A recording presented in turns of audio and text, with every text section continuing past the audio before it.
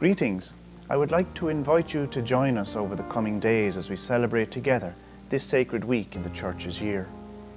A week that moves from the adulation of the worshipping crowd yesterday, Palm Sunday, to betrayal on Wednesday, the Last Supper with his disciples on Holy Thursday, leading to the Garden of Gethsemane, his trial and crucifixion on Good Friday, the eerie silence of Holy Saturday, until the joy-filled vigil that begins on Easter Day, the day of resurrection.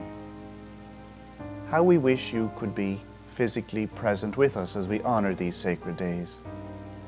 We would love to help you make these days special wherever you follow us on our live stream.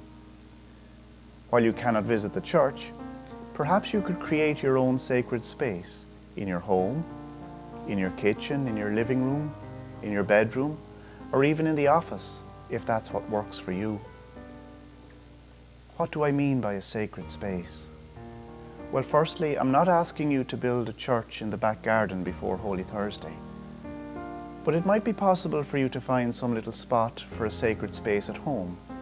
Is there a corner where you could place a little table, or clear some surface beside the TV, or a spot on your dining room table where you could create a visual reminder of the passing days of this week? If you have young people home from school, maybe they could help you to create this sacred space. We have just celebrated Palm Sunday. Do you have a palm frond from last year that you could place in this sacred space? Maybe you have a palm tree in your garden or on your street. Be creative. Place it in this sacred space as a visual reminder of the passing days of the week.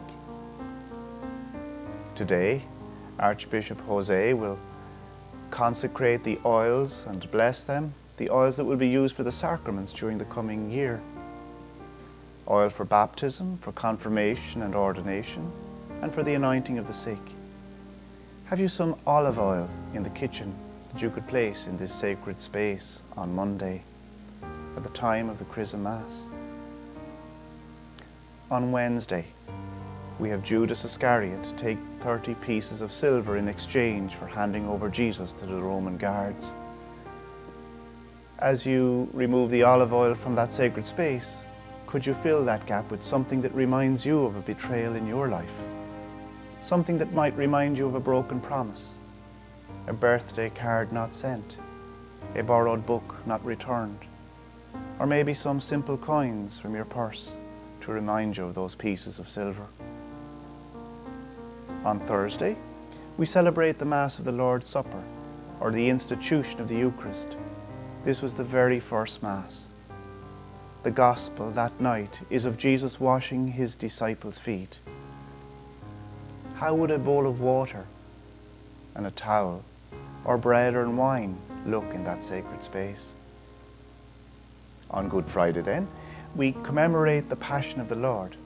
Central to this celebration is the reading of the Passion from John's Gospel and the veneration of the cross. Have you a cross or crucifix that you could put in that sacred place? Could you focus on that cross or even hold it as you hear the Passion read on Good Friday? On Holy Saturday, we prepare for the Easter Vigil. This vigil leading to Easter Day celebrates love over hate, life over death, love and light over darkness. We thank God for the empty tomb and the gift of resurrection, which brings light to the darkest moments of our lives. Our liturgy that night will begin with the lighting of the Paschal candle. How could a simple lit candle look in your sacred space? The purpose of this suggestion is not to put you to expense or to cause stress on you to find raw materials. But in these days when we can't be with each other in church, this space might create a focus for you to join us for our live stream liturgies.